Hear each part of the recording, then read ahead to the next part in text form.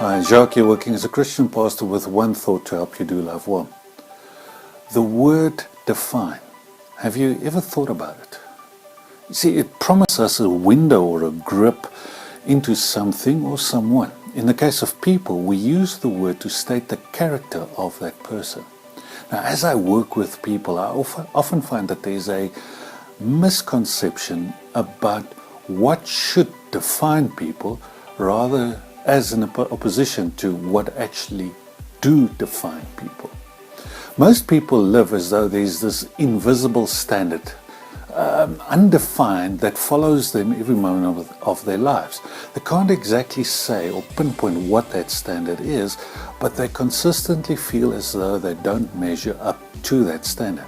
See, this invisible standard becomes very evident and problematic when we compare our inner world of once against the decisions and the actions that we see someone else make.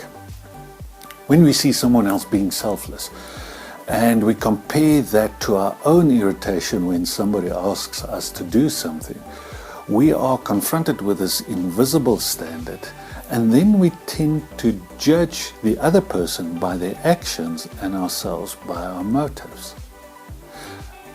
It's part of how we do life, and that is why sometimes we are more gracious to ourselves because we knew or know what our true intentions were. The flip side of that coin also catches us because we only see the actions of others without knowing the inward battle that they faced before they took that action.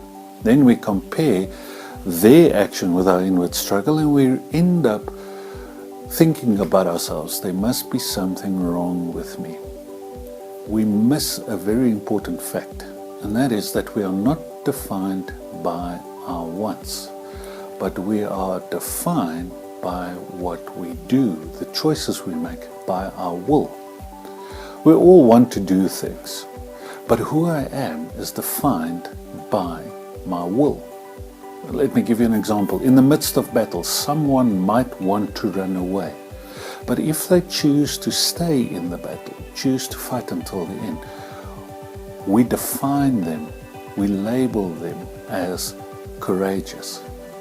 This brings me to outrageously good news for you and me. We are not our wants, but we are defined by our will. And that makes us powerful. So here's a bold challenge for you, because today you're going to experience many wants.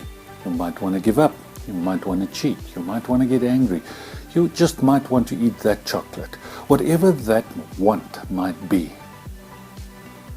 will you allow that want to define you? Would you not rather want to be defined by your will? So, here's the challenge. Choose your actions in line with who you are.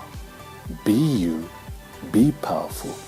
Choose your will, because it's your will and not your wants that define you. See you soon.